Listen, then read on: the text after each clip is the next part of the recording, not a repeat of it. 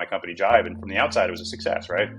Bootstrapped it for a long time, raised money from Sequoia, went public on the NASDAQ, and $200 million company, all these things. But the reality was I was burdened by insecurity and fear, and I made the wrong decisions. Stress founders are under, how miserable they can be in those periods of stress as they're trying to build a company. And I also saw that even if they succeeded, if they were in the 10% of startups that were successful, when they were done, they fell into a depression. And the ones that failed also went into a depression, right? So it was this terrible cycle where you're either stressed while you're doing it and depressed if you're not doing it. As an entrepreneur, my first entrepreneurship endeavor was in 7th grade. I used to buy ninja weapons out of the back of the magazines. Like nunchucks and swords. So arms dealing. Yes, I was basically a young arms dealer. I would sell it to the neighborhood kids at a markup. If you don't have any fear, you don't try that hard, or you might be a psychopath or whatever, But fear is really important, and it does help us stay on our game and make sure we're showing up fully. Once I've heard a VC say that the more traumatized I see the founder, the more likely I am to make money of him. I hear this all the time. And I think that level of ambition could work in this last phase of capitalism. I don't think it works as well in this next phase because... Hello, everyone, and welcome to this episode of Founders Code. Today's guest, Dave Hersh, has built a company from an open source roots to a huge $100 million plus IPO. He hit all of the external markers of success, but what happened right after was more profound than any business win. Dave, I want to start right in the middle of it. You once said that real reinvention isn't a pivot, it's more of an ego death. When did that death begin for you? You'll find in my commentary that there's a lot of parallels between the company and the individual, right? So I think companies also have a form of death that they need to go through and renewal, and maybe that's a constant cycle. But certainly as leaders, one of the things that I found is that we go into the business world and being founders and creating companies. Ego is not necessarily a bad thing, right? Ego is how we're shaped by society to believe that we are unique and different. And that's really good. It helps us get out of childhood and become something in the world and, create our own mark in a unique way. The problem is it's based on identities and roles that we play, but not necessarily who we are at our core. And those identities, which can help us emerge in the world and become who we are, start to become really heavy baggage over time, and we don't see it, right? So what once was an outfit that we put on, becomes a suit of armor that weighs us down, as we go further along. And a lot of times, what I found with founders and myself included is that those identities, those roles, those desires to be loved in a particular way cause us to make bad decisions. They start to weigh on our ability to be a real steward for our company. And as a result, the likelihood of failure goes up. So I saw firsthand both how much stress founders are under, how miserable they can be in those periods of stress as they're trying to build a company. And I also saw that even if they succeeded, if they were in the 10% of startups that were successful, when they were done, they fell into a depression. And the ones that failed also went into a depression, right? So it was this terrible cycle where you're either stressed while you're doing it and depressed if you're not doing it, because there was so much attachment to the company. There was so much that merged identity. In other words, if the company fails, I fail. My life is meaningless, right? And that's a really, really heavy weight. So when I talk about ego death or, forms of, it's kind of egoic dissolution, just turning the volume down on those roles that we play. What that does is opens us up to be our best leader. It allows us to be a steward for the company rather than identifying with it. And the likelihood of success goes way up. So the likelihood of being in that 10% is no longer burdened by decisions that are egoic in nature. And from the book that you've shared with me, The Transitions, one part of it goes that our identity ties to power through fame. And in order for us to take a new role after selling the business or after the business fails, is to drop that power leverage that we have, is to be okay with being vulnerable with who we really are. Are people going to like me as just who I am without attaching the company to it? What do you think? Yeah, and I would say if they can get to that place while they're still running the company, that's beautiful, right? And once power is attached to your as a source of happiness, that's problematic, as you can Yeah. well imagine, right? Anything around power, fame, money, right? These are all probably we've known this forever, right? Aristotle wrote about it, right? These are false gods, right? And I think it's okay to play around with them. Like if you get out of college and you're younger and you want to see what it's like to make money or to try to be famous, or like, sure, play around with it. What you'll find though in doing that, the direct experience is that it doesn't really make you happy. We do know this. And what I'm also saying is that it also, in the case of entrepreneurship, dramatically increases the likelihood of failure because you start making decisions that are meant to find or maintain that power or make that money, right? And suddenly your Yeah. decisions are burdened by that. And I did that, right? And you talked about my company Jive, and from the outside, it was a success, right?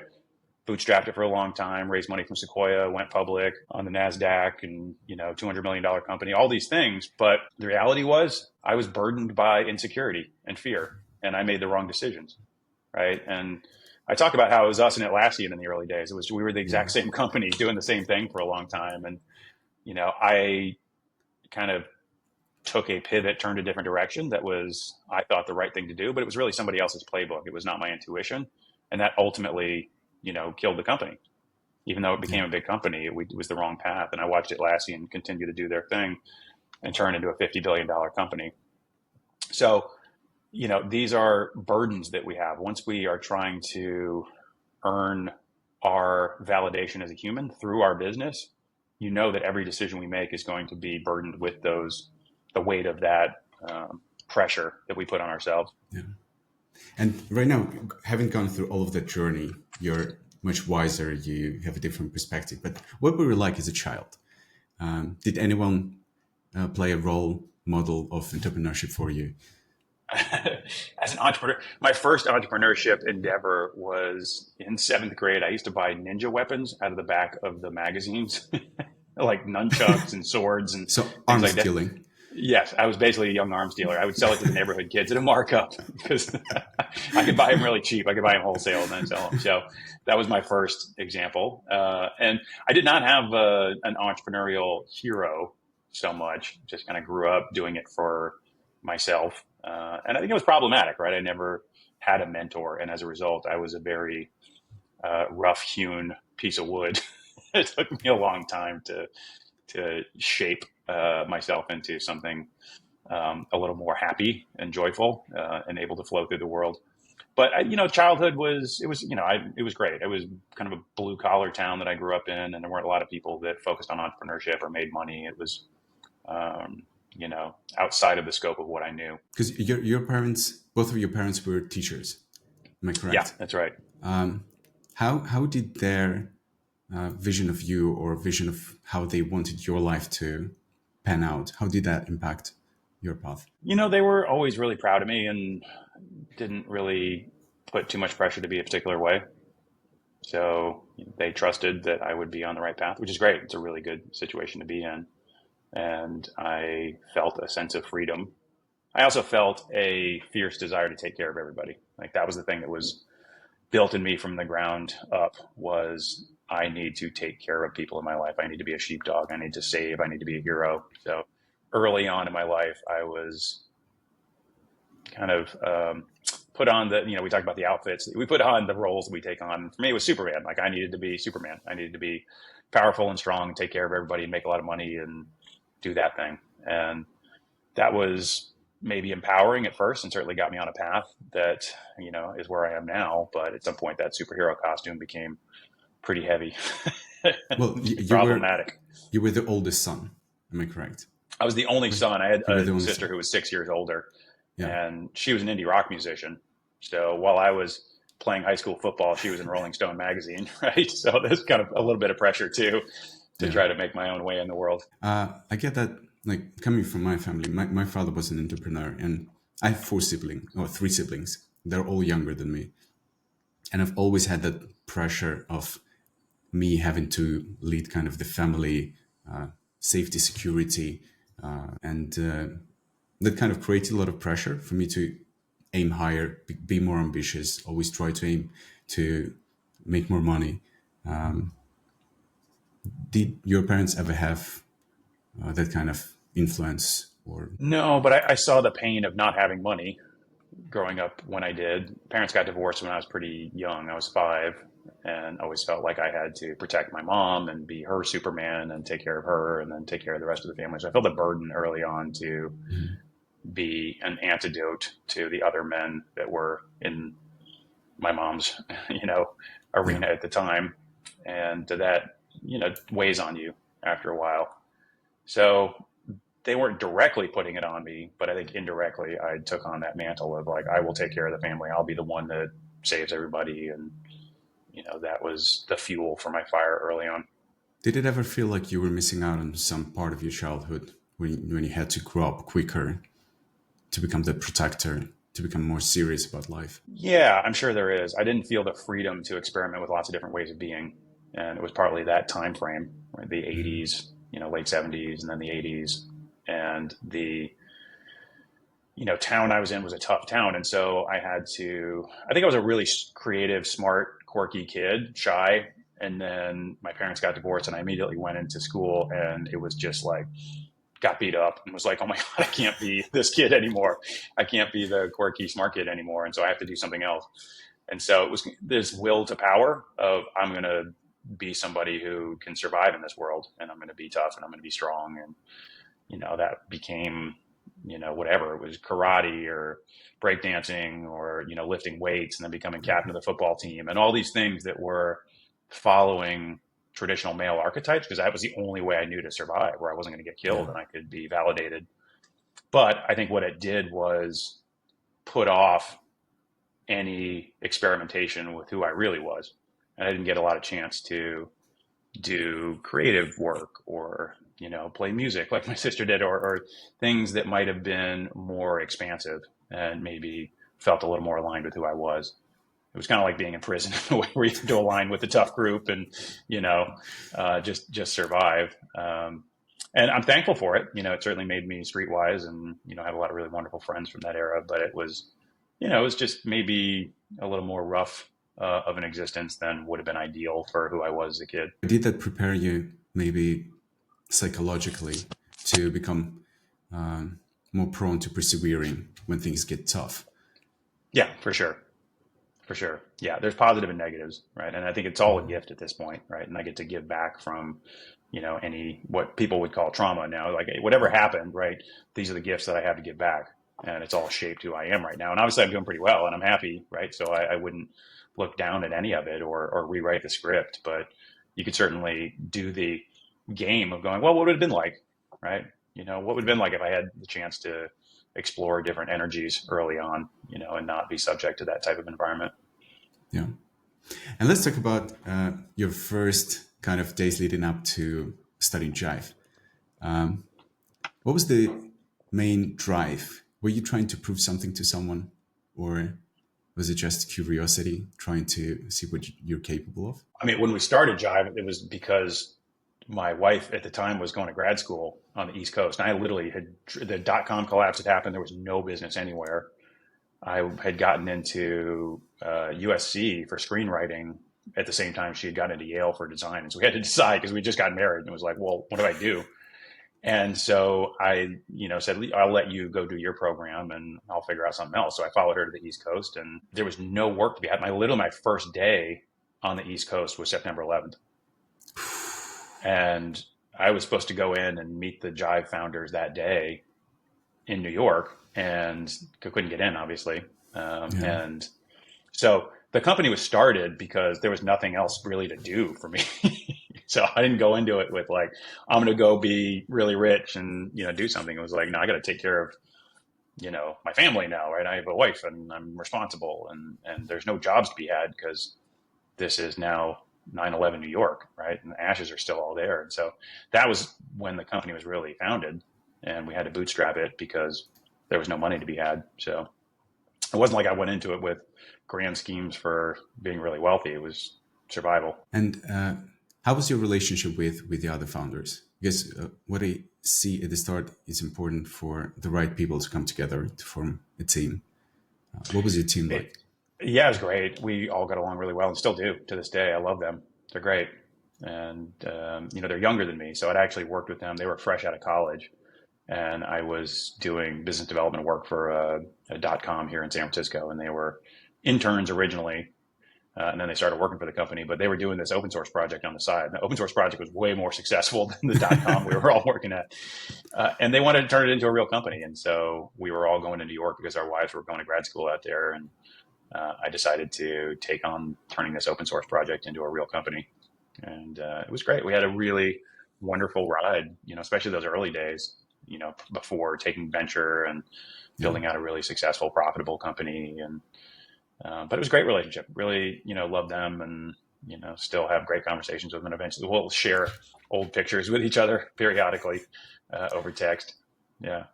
And how long did it take you until you started generating sufficient revenue to kind of cover the main expenses for the whole? I mean, the reality was like we never took a dime of financing in the early days. It was literally all funded from revenue. Okay.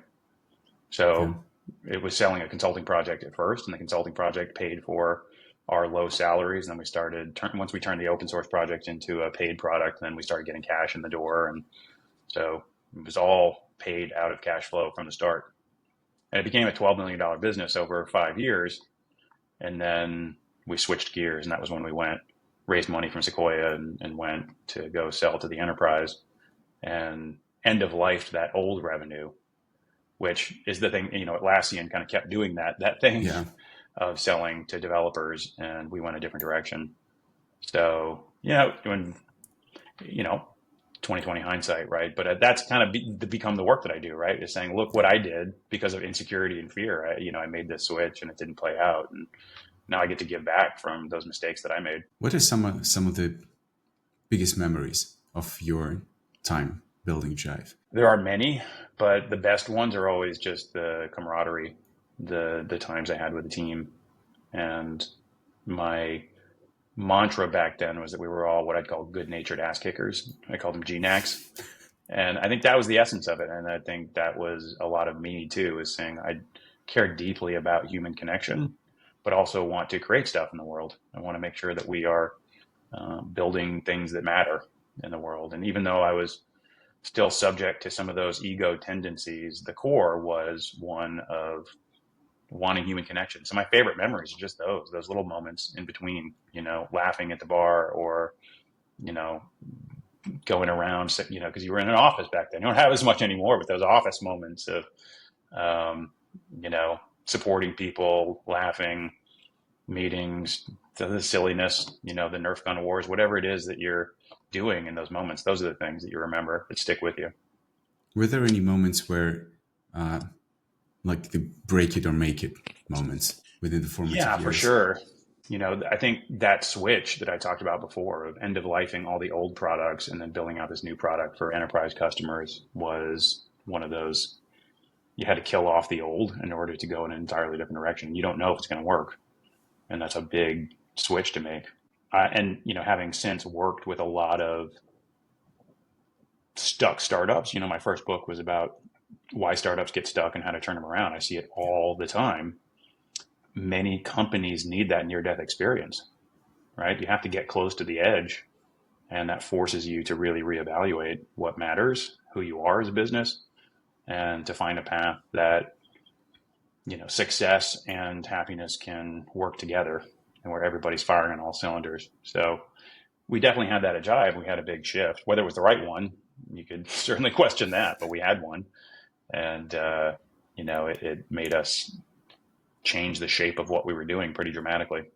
When was the moment that you've realized that you're actually building something that could be huge? I don't know if there was one moment, because it's like these series of steps where you just keep seeing yourself as bigger than you are. And as CEO, you have to keep shape shifting into, okay, I need to be something else now. I need to change my leadership style for what the business needs at this point in time. So there was not like a flip the switch moment so much as all these little micro moments of, oh, we're actually much bigger than I thought. And now I need to change things. And now I need to change things. And those are nice moments, but they're really important, because as a CEO, you need to change how you show up And not every CEO has the ability to do that, right? A CEO in the early stage when you're doing customer discovery and you're doing founder-led sales and all that kind of stuff is very different than a CEO of a 100-person company or a 500-person company when it becomes much more about facilitating dynamic tension across different departments and executives and, setting a big vision and all those things. So not Did you ever everyone can shapeshift in the right way, but it's fun if you can. did you ever struggle with an imposter syndrome? Yeah, for sure. How'd you deal with it? How'd you deal with it? I don't know if I did it well back then. I'm probably better now. I think I would, just bury it back then, say, all right, so I'm just going to do it. Well, I think it was a fake it till you make it approach. I did have enough chutzpah to just say, oh, I'm just going to do it. I have fear. I worry about this, but I'm just going to do it anyway and see what happens. Sometimes it works, sometimes it doesn't. So I'm grateful to have that ability to work through the fear. It's not that I don't have the fear. It's just that I will still move forward. And that was built into me. And that might have been one of those things that I took from my town of origin is that ability to just keep going, do it. It doesn't matter if you're scared, just go, walk into the forest and see what happens. So I think there was a lot of that. Well, fake it till you make it, just keep going, moving forward approach. And eventually it works. A lot of people look at all of these like strong founders and they think, oh, those are really brave. They don't fear anything. But in reality, they, like all humans, they do fear, but they act despite of the fear because they understand that, like to succumb to that fear would be to live a limited life. Yeah. Really. Yeah. My daughter went into surgery today and she's really afraid of being put under. Right? She's this deathly, fear of being put under. Yeah. But she also is like, I'll do it. I'll just, do the breathing exercises, whatever I need to do. I'll find a way to make it work. And she's like, even though I'm a scaredy cat, I'm like, you're not a scaredy cat at all. It's the opposite. You're doing this despite the fear. That's the thing. You keep walking forward and facing the fear. And that's the part that's really important. If you don't have any fear, you don't try that hard, or you might be a psychopath or whatever, but fear is really important. And it does help us, stay on our game and make sure we're showing up fully for the people that are around us, right? And doing a good job, right? If I didn't care, if I had no fear about, doing speaking events or that kind of thing, I just wouldn't try as hard and I wouldn't produce a great event. So I think fear is really important. Were you scared of the whole IPO journey whenever it started flowing around in conversations? I moved out of the CEO role right as we started the IPO process. And that was, it was an unfortunate way it was handled. I was going through a personal crisis at home and the company was doing exceedingly well, but I was having a hard time and the board didn't know how to help me. And they were kind of clueless on what to do with emotions as people were, especially people in the VC world. And so I had a personal crisis and knew that I was losing my family and was like, I need to step down. I don't think it's right for me to be a public company CEO, but I was thrashing at the time. So it was handled poorly, but it was ultimately the right thing for me to do. So I think once I got out of that position of being the CEO, then I was just chairman for a while. I was kind of off and I didn't really care as much about the company. I wasn't in it anymore. And so the IPO process was just happening and, it wasn't my job anymore. Did you feel like in order to make the company a success, you had to sacrifice a lot of time, a lot of relationship with the family, important years of your daughters growing up or time spent with your wife?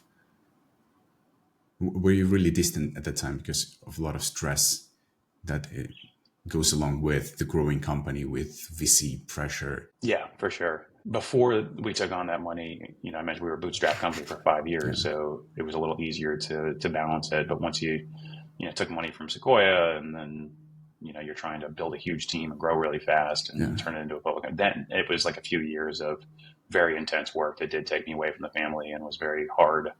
Ergo the personal crisis I talked about. Yeah.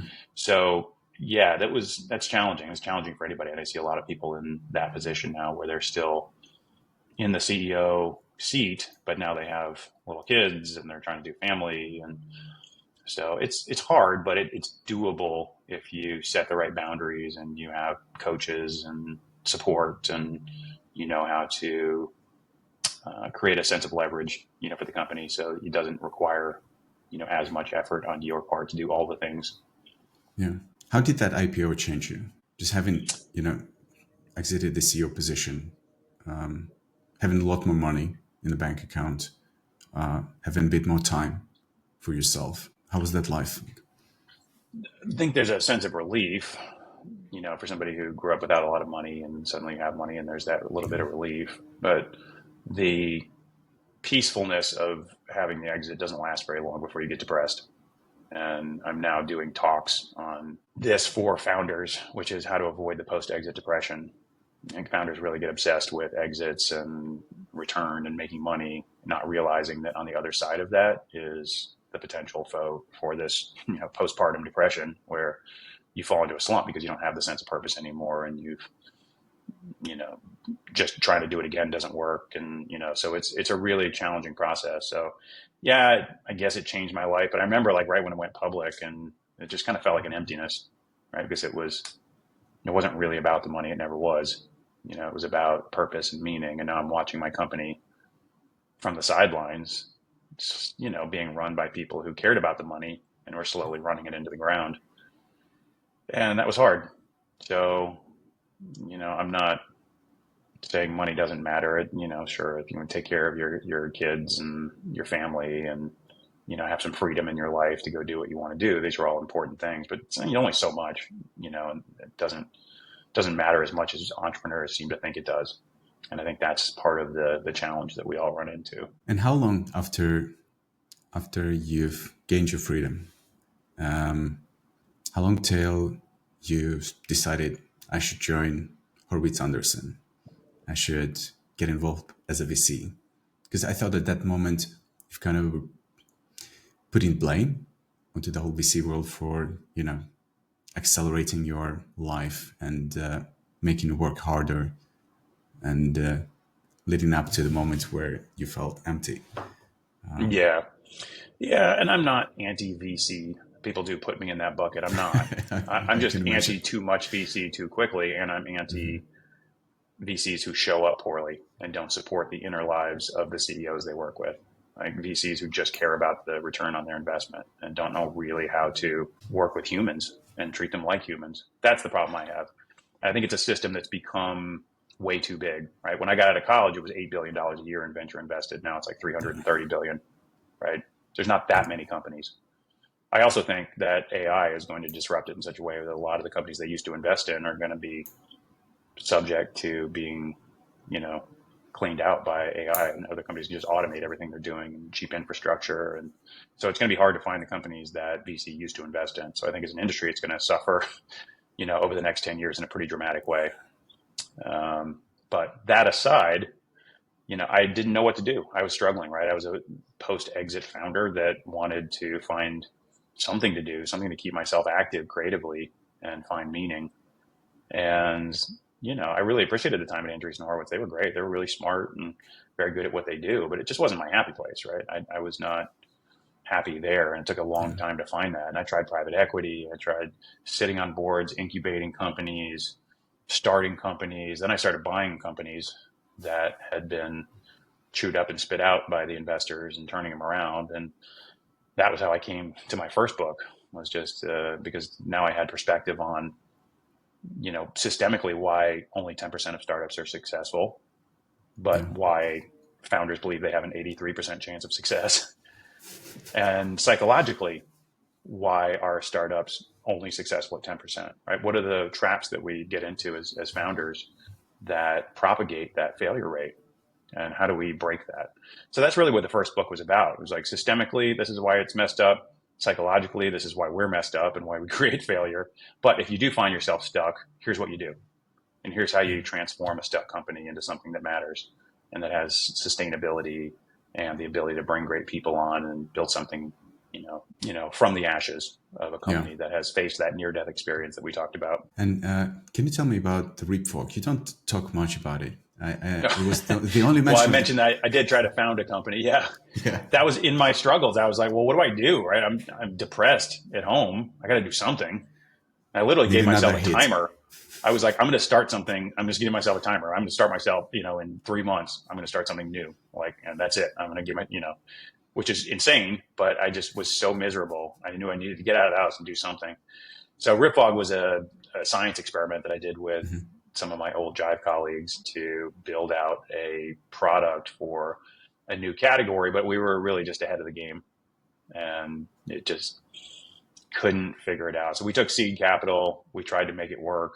We pivoted a little bit, but within a year, I was like, it's not working. And I don't want to raise more money on top of something that we haven't validated. So we did sell the business and actually made a return on it ultimately from the company that we sold it to. It was probably the same, equivalent to a T-bill in terms of the interest rate that we got on it, but we didn't make money on that startup. It just, so we had fun. And I think for me, that was thrashing around, trying to find meaning again and trying to do it using old techniques. So you talked about that Yeah. book, Transitions, by William Bridges, right? The classic mistake we make is when we have an old self that needs to die a ritualistic death and we need to grieve it. And then we need to go through this liminal place in between. And then, after a while, a new self can be reborn. The problem is people get into that forest of limbo in between old self and new self. And it's really scary. And they go back to the old identity. I think you call it right? reversive regression or regressive Regressive regression. reversion. Yeah, that's a Regressive, Jungian that's the term. word. Yeah, Yeah. good call. Yeah, which is I'm going to go back to my old self because that was what I Yeah. know. That's an identity problem, right? People know me as a CEO and they respect me and I'm validated in that world. So I'm going to go do that again, even though that's not what your soul wants. That's not what your subconscious is telling you need to do as you age and grow, but we get so scared without that identity and that period where you're like, well, if I'm not that person, then who am I? That's a scary place to be. And what happens is people go back to old identities Yeah. and, spiritually, psychologically, they're no longer in that place, but they're trying to make it work. It's like getting plastic surgery to try to look 27 forever, or why men get, sports cars in their midlife, to try to, like all these things are grasping for an old identity that used to serve us well when some part of us knows it's no longer serving us. But it's too scary to confront the emotions that are important to confront to get to a place where a new self can emerge. Because I myself have struggled with the same thing. And the biggest hardship for me is I feel bad about letting my old version die. Because in order to be reborn into somebody who I want to be, with maybe less resistance towards actions which I deem to be productive and good for me, I need to say goodbye to the old me. And that kind of feels like a betrayal of sorts, because I still feel tied and I feel obliged to the old part of me for, getting me here safely. Yeah. How did you navigate that question in your mind? Poorly at first, clearly, because I tried to do it again and to repeat something. In a way, I think I knew what I was doing was not right. And I was trying to do it differently, but I was still propagating an old identity as, the means to make myself happy. But it couldn't anymore. And so that's when I knew I had to go through this liminal place to really become a ghost and to grieve the old self. And I think that's really important. Again, it's an emotional thing. One of the things I learned during this whole process is that real change is not intellectual. It's not me saying, okay, I'm done with that old self. Now I'm going to go through a liminal place and then I'll be a new self, right? It's crying your eyes Yeah. out and screaming and yelling. And, it's anger and fear and all of these things are inside that. And if you don't face those directly, walking through the dark forest is walking into the emotions and no longer suppressing them, but feeling them and moving them through. And part of that is to grieve the old self, to say, thank you for getting me here. I don't need you anymore, but I love you. And I'm going to go into the forest now. And you can cry and do whatever you need to do to grieve that old self. And then you need to embrace, I don't know, I'm nothing right now. I am a ghost. I'm just me. drifting in between these worlds. And what happens is that when you are that ghost, you are subject to all these frequencies and energies and people and rooms and meetings and ideas that you wouldn't normally have access to, right? So instead of having the blinders on, I'm a founder and I'm doing this thing, they're gone. You rip the blinders off. Now you have the antennae up, and the antennae can hear all these frequencies and start doing all these really interesting things and pull you in directions that you've never thought possible. But you don't get to that point unless you really let go of the old self, unless you really grieve it and become okay with not having an identity. And the business world is terrible at this, because we expect to go to parties and go, what do you do? And you have to put yourself in a box in order to be validated, right? I am this person. I'm a CEO of this, and I did these things, right? And those parties are awful, right? Don't go to those. Be done with those parties. Go to different parties where people can just see you as a person and listen and you feel connected, or go to meditation retreats, whatever it is that makes you feel like you can be grounded again, because you have to have that grounded sense in order to start feeling the pull of the universe. And it sounds really groovy. It's the same as a startup, actually, right? In a startup, if you try to say, this is our product, and you just push it on the world, push, you're not going to get very far, right? What you have to do is say, I like these ideas, and then listen. And what a customer is telling you. And eventually, if you have your antennae up, you can start to feel the pull of the market and what they really want, as opposed to selling, right? I think the same is true for us as people. We have to get away from putting ourselves in boxes and saying, this is who we are, and then ripping that all apart, grieving it. And then in that open period where it's just antennae, you can start to hear what the world really wants from you and what you are uniquely suited to do. And then if you listen to it and you start running experiments in the same way you would with a startup, it's amazing, right? And you get to do that. You get to talk to people like you, right? Doing this thing, right? This wouldn't have happened otherwise, right? I do these all the time. I get to meet with people and, talk to CEOs about the relationship with their father and, what that really means. And I get to do, write books about, how humanity is going to be the next phase of capitalism. And I get to do all these great things that would not have happened if I was stuck in those old identities, right? Because I just wouldn't have, had time and space to do it. I think the whole current structure of, VC startups, the whole capitalism is a perfect escapism. You never have to question the meaning of life. You just have money. That's the goal. That's the IPO. That's the dream goal, which sometimes takes 20, 30, 40 years to achieve. That's it. That's and you suffer through because you want to prove to your parents, because they loved you only when you came with accomplishments, or to the society that you're worth of something, and you just keep at it until at some point you're like, wait a minute, I'm playing someone else's game. Like, why am I even doing this? Well, it's like, are you taking the red pill or the blue pill? Right? Precisely. Yeah. You can admit that you're in the matrix at some point and really get out and see life for what it is and live something beautiful and joyful, or you can distract yourself till you die. Right. But that's kind of it. We have tools now that'll keep you distracted. Yeah. You could do heroin, or you could just do your mobile device. You could just do Wordle, right? It doesn't matter, right? Like, these are distraction devices. They're meant to say, you know what? Capitalism is really screwed up, and it's creating a lot of really screwed up, anxious, unhappy people. It works at scale at some level, but man, does it create a lot of anxiety? Does it not allow for genuine joy? And there's no rituals to support the collective flourishing of us as humans anymore, right? And so what I'm trying to do is reimagine businesses as these systems of human flourishing, right? How can we think about it? As AI takes over the means of production jobs, as AI starts doing all these jobs, what are humans doing? They have to do what humans do well, right? They have to be the ones that are forming connections and empathy and active listening and humor and love and connection, all these things that only humans can do. So we have this window of opportunity. If we don't have to do Dilbert level jobs where we're sending spreadsheets around and typing up emails anymore, let's do the things that humans do well. Let's reimagine these businesses as something that allow for the collective flourishing of the people inside it, right? And I think those are the ones that are going to be wildly successful. I think human-led moats are going to be the way of the future. That's what I'm writing about. Businesses that really embrace human connection, creativity, desire are the ones that are going to create systems around which people really want to be a part. And they want to feel alive. Everybody wants to, and capitalism has not allowed that yet. I think that's about to change. and how does that tie to? Once I've heard of a VC say that the more traumatized I see the founder, the more he's trying to prove to everyone that he's worth something, the more likely I am to make money of him. And at the same time, there is another quote that I've heard that the more we heal, the less ambitious we become in terms of capitalistic success.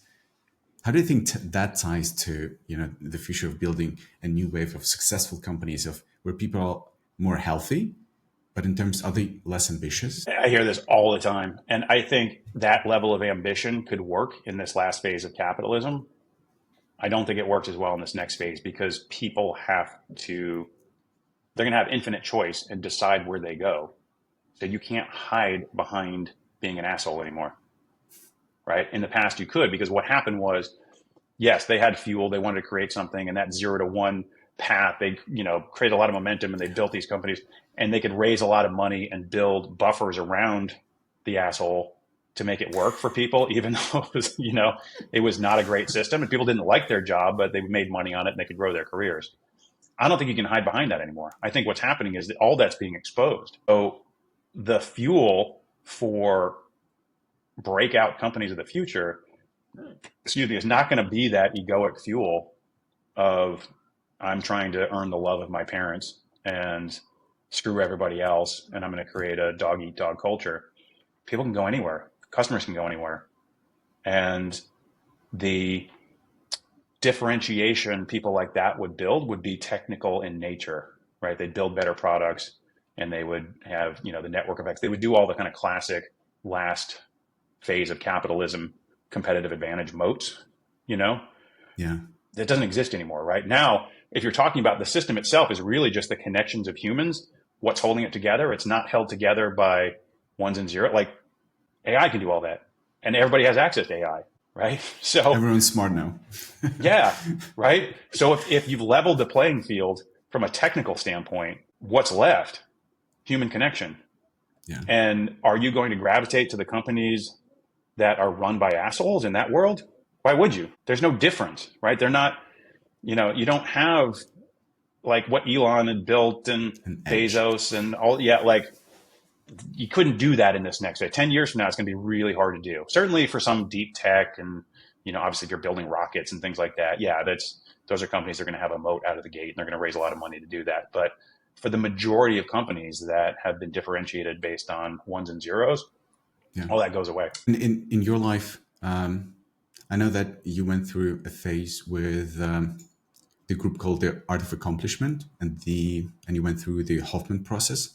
What role did that play in helping you kind of unlock your other mental states? Yeah, I did a lot of inner work. Hoffman was maybe the starting point. It was that first time that I realized that emotions are what gets in the way of real change, meaning a resistance to emotion, right? But, meeting those emotions, letting them flow through, that's how change. It's like the source code, right? If you want to really do change right, you have to do it at the somatic and emotional level. It's not up here. It's the brain that creates a lot of the suffering. So that started the process. And then I took on all manner of therapeutic modalities, anything from, primal scream to, somatic work to, sweat lodges, meditation retreats, internal family systems. So there was everything. All right. I kind of just swim in it. And my thought was, I'll go do it all. And then I'll come back and package that up for leaders to say, here's things that I think are going to have the biggest bang for the buck. Here's what's going to make a big difference in your ability to lead and build great companies that matter. And so I've been doing that, looking at this intersection of conscious work to outer results. So I can help business leaders confront the things that are getting in the way of joy and success, because the two really go hand in hand. And what I've noticed, you talked before about is it that ego fuel? Like, what do you do if you don't, if you're not, traumatized, right? What happens if you don't have that fuel? And what I found is that there is a deeper, more inexhaustible fuel source underneath that, right? Ego fuel burns bright and it burns quick. Yeah. And it may work in that 0 to 1 stage to get a company off the ground, but I often get brought in when the company starts to scale and it's still being run by a jerk. or somebody who's showing up as a jerk. They're never a jerk, right? Under the core, they're really lovely people who have these wounded challenges, these wounds that are causing them to act like a jerk. And that's when I get brought in once the company starts to grow, because it'll fall apart. And they can go through the transformation process. And if they do, they show up with a much deeper, more inexhaustible fuel source. And that's soul. That's their essence. That's this, whatever you want to call it, right? It's just their purpose, their meaning. Like, I'm here for a reason. That's why I do what I do, right? And I think if you can tap into that, you can go the distance. And I think that, as I mentioned before, companies in this era are going to be defined by people who can do that, because you can't just disguise it with, building tech around you anymore. I think that is a very tough task to do, because, like, following from my journey, I remember my earlier days when I was 20 something, starting my first companies. I was trying to prove my father that I can do it. That, hey, he was an entrepreneur as well, and he was very controlling. I was like, I can do it too. I'm a man. And I was trying to outcompete him. But then after a certain point, I've kind of realized that that's kind of a wrong way of approaching things. So I started putting him on a pedestal and just started seeing him as a human being, and stopped competing with him. And what I found is my relationship with my father became better at that time, but my inner motivation has dropped drastically. I wasn't trying to become stronger, better, do another Ironman, or, start another company, show that I'm growing. It was a long period of, okay, I kind of wanted the result, but I didn't have another mode of motivation for me to fuel my passion and actually drive me through. And what would you say would be a shortcut, if there is a shortcut, to navigating that journey to finding that inner fuel? Because from what I know, it's incredibly hard to find it, and the process can take years at times to really find that inner source that's going to light you through the rest of the journey. Yeah. One of the things that, when I got out of college, I was frustrated with my college experience, and my dad was a college professor. And so I worked with him on designing a curriculum together for his university. And it was about the design of a good life. What does a good life mean? From throughout history, from Aristotle to Thomas Jefferson, to, anybody, what is a good life, and how do we look at it as a whole and design around that good life? And one of the things we would do is ask the students, if your life were a movie, what would it be about? So that you stop thinking, here's me as an 18-year-old, and this is all I care about is this 18-year-old. And you think about, no, all of it. Your 5-year-old, you on the deathbed, you later in life, like, why are we watching this movie? Why do we care? And it was a shortcut to ground people into whole life thinking, and a chance to contemplate and feel that thing that truly moves us, that thing that is the reason that we're on this planet, and why we care about this character, and what is it that they, the hurdles that they have to get over, and what does a beautiful life for them look like? And, if they confront those demons, those challenges that they have inside, and we all have them, what's the redemption for that character? And what's the tragedy if they don't? So that to me was a shortcut to get into a glimpse of what's really inside us. What do we care most deeply about? And to get out of the matrix requires, that thinking of like, I am not my patterns. I am not these modules that were programmed early on. I am not this person trying to earn love in the world by whatever means necessary. There's something much deeper in there. And if I can touch that source in some way, then I can start shaping my life around doing and being what I'm meant to do on this planet and why I'm here. And, I think there's also shortcuts with psychedelics. And, I've done a lot of that work too. And, it's a chance to take the elevator up and, see the whole land. But it doesn't replace therapy. It doesn't replace the work you have to do. But it does allow you, I always describe it like a 100-acre plot of land, and you're going to build a house and, a fire pit and, tiny houses along it. You're going to build out this land. You still have to build it all with your bare hands. But psychedelics are like taking a helicopter up and looking at it from above and going, oh, the house needs to go over there. And, that's where the little tiny houses should go. We should build a trail over here. It's that. So it doesn't replace anything, but it gives you that perspective. And whatever it takes for people to just touch essence, to really Yeah. touch their character, their source, their soul, whatever you want to call it, that, who's looking out from behind the eyes, that consciousness is really powerful And and that I hear helps. about a lot. Yeah. I've recently been hearing about the analytical idealism as a way to kind of understanding the world. And they talk a lot about using psychedelics to kind of allow us to get a sense of more than just visual, the touch, the tactical. And do you question yourself with like, it's more like religious, maybe kind of questions of like, what's the meaning of life? What is our purpose? And how can we define that? I think it's just part of the human condition. People use different words for it, but we all are in quest of that essence. So religion is one way that people talk about it, but so is psychology, and it's all there, right? Just use different language. Scientists may use different language for it than people who are religious, than people who are in the world of clinical psychology, and it is going to change, but we all have it. It's all just built into our programming as humans, right? We want to feel alive while we're here. Capitalism doesn't help us feel alive a lot of the time. I know. So we have to really work hard to do that inner work, to face emotions, to go through that forest, to emerge on the other side and have a felt sense of why we're really here and what we're doing.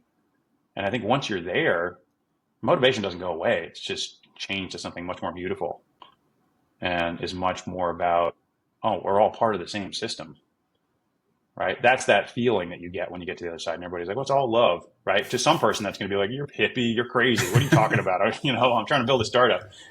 But it's a felt sense that when you get to the other side, that startup suddenly becomes a vessel for connecting with people and up-leveling humanity. And man, does that feel good. And you don't have what we talked about at the beginning. You're not stressed while you're doing it and depressed when you're not. You're just here doing what you're meant to do, right? What's wrong with that? That's what we all seek.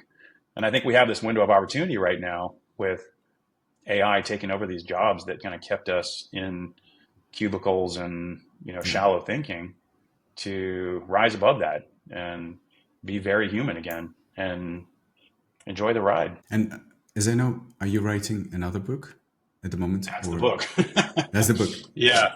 It's about the businesses of the future are going to be differentiated based on human means. So it's as all of the traditional moats go away that we've known them, that to me, the last frontier of competitive advantage is human in nature. And so it's about channeling human connection, creativity, and desire through our companies as the basis to build companies that matter in this next era.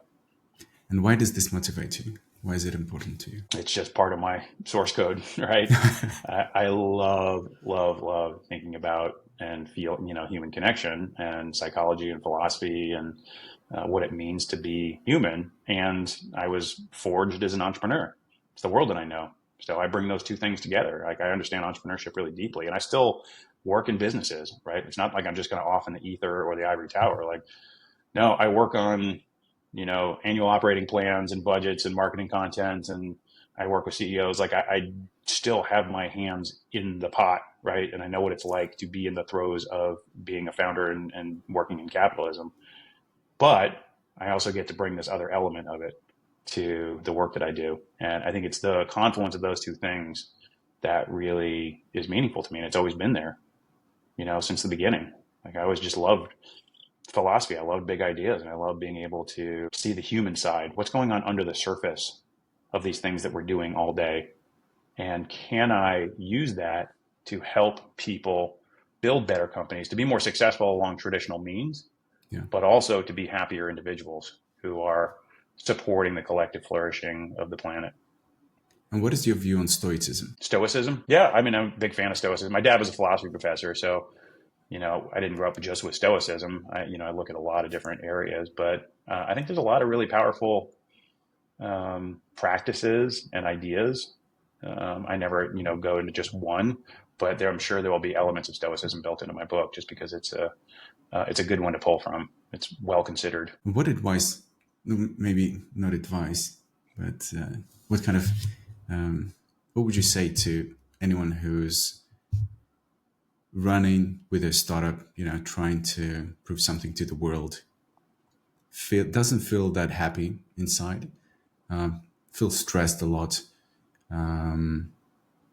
but is kind of feeling that there is another way to do these things without the suffering, with maybe more connection to inner self. What would you say to that person? I mean, I would listen first and foremost. I think it's hard for me to say, but a lot of times when I help founders, I take them through a cognitive behavioral therapy style approach where we look at the automatic negative thoughts. So look at where they're getting stuck, where they're feeling stuck, and we look at what's the voice in the head saying, right? And usually it takes a while to distill it down into the essence of it.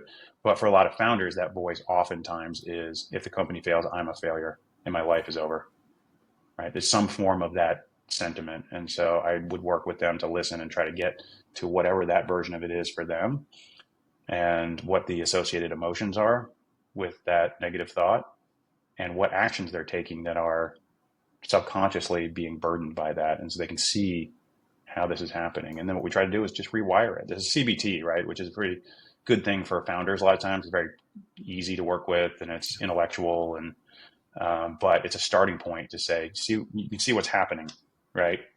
These are these negative thoughts that are in your head. And if you can work with those and come up with alternative beliefs, alternative voices that are much more reasonable and balanced and kinder, then it starts to open things up a little bit. And so that's one of the things I like to do is just, I try to shine a light. I take therapeutic approaches and in a 30-minute workshop can shine a light on where the work needs to be done, right? And if you saw Raiders of the Lost Ark, it's probably my childhood movie, but he goes in that room and he puts the staff on, and when the sun hits the right point, it points to where the ark is. It's kind of what I do, right? I point to where the work is and shine a light on, this is the stuff that you need to work on. So there's nothing I could say to them, but if I can help them help themselves, usually you get to the right subject matter and at least get them to a place where there's a little more lightness and they can see that, there's work to be done, and that work will help me be more joyful and create more successful companies. And if you could have 5 minutes with yourself, with the younger self, where with little Dave, who has to play the role of protector, who's not sure about what life's gonna unroll like, what would you say to yourself? Yeah, I'd probably listen first and foremost. But for the kid, like the 5-year-old kid, is that I think he just needs to feel loved and seen. Like, he's great. You don't need to prove anything to anybody. You don't need to save anybody. I think that's the essence of it. And it's hard to tell people that and for it to take root. But, if they feel seen and valued, then, the more of a presence you can be in people's lives, where you can just make them feel that way and seen and ask them questions that get the answers through them. I think that's a nice role to be able to play for folks. So I think it would be that, just play catch with him and let him know that he's loved for who he is, not for what he does. I've really enjoyed this conversation because I think it relates to pretty much everyone. I really think that it touches the journey that every single founder is going through, knowingly or unknowingly, at different stages, at different times. And stories like yours, they kind of help shine light into this journey that doesn't have to be made out of suffering, driving results for VCs to try and make more money short term, and maybe something more of a spiritual journey of discovering yourself, discovering love and the life around you through creating value and building companies with people you like. And I'm really excited to see next steps of your journey into becoming a therapeutic coach to a lot of the founders who will try to find that transition into the AI era. And I think that's going to help a lot of the people to live a healthier, happier life. Yeah. And ironically, more successful. Ironically, more successful. Thank you so much for your time. Great. Excellent. Well, I really enjoyed today. Thanks so much for having me on it. Thanks, Dave.